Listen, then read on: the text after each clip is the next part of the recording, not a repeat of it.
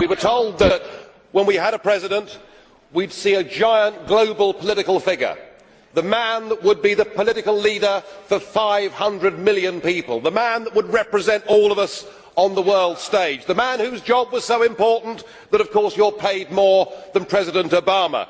Well, I'm afraid what we got was you.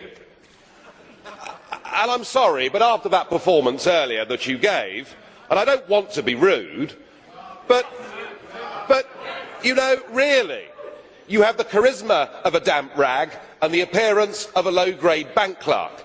And the question that I want to ask, that we're all going to ask is, who are you? I'd never heard of you. Nobody in Europe had ever heard of you. I would like to ask you, President, who voted for you? And what mechanism? Oh, I know democracy is not popular with you lot. And what mechanism do the peoples of Europe have to remove you? Is this European democracy?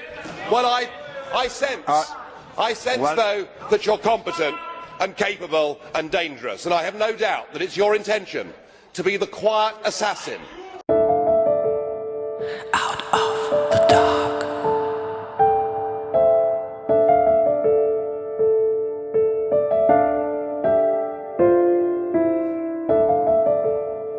Out of the dark.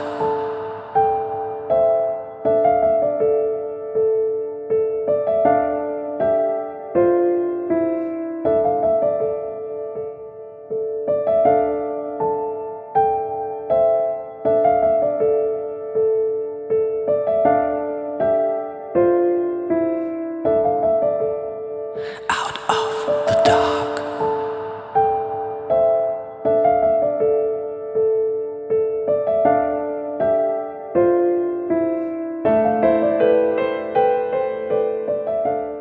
Now for the Freedom and Democracy Group, Nigel Farage. President, thank you. Since I was last here, I've suffered some small ups and some rather dramatic downs, perhaps rather like the euro. The difference, of course, is that I'm going to get better. And looking at the faces in this Parliament today and hearing the tone of voice, I suspect that the euro's problems now may well be terminal. The folly of your policies has already blighted the lives of tens of millions of people in Europe, and it now threatens to blight hundreds of millions of people. This whole project was based, of course, on a lie, as Mr Van Rompuy has admitted. It is perfectly clear that economically it doesn't work. But interestingly, politically it can't work either.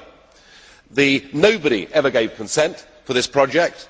There is clearly no such thing as a European identity, and why should the Germans work hard to pay for the Greeks? It simply isn't going to work. Mr Barroso, the whole thing is headed in the wrong direction.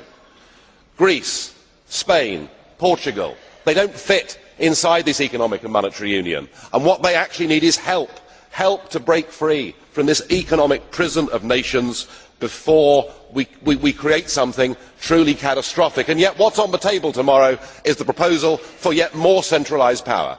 The very people that have put Europe in the mess that it's in want more power for themselves. They want to compound these errors. If you go on down this route, you threaten not just the economies of southern Europe, but you threaten democracy and peace itself. We're at a crossroads. We need to turn back. People need national control over their currencies and over their economies. This isn't working. Dziękuję, panie przewodniczący.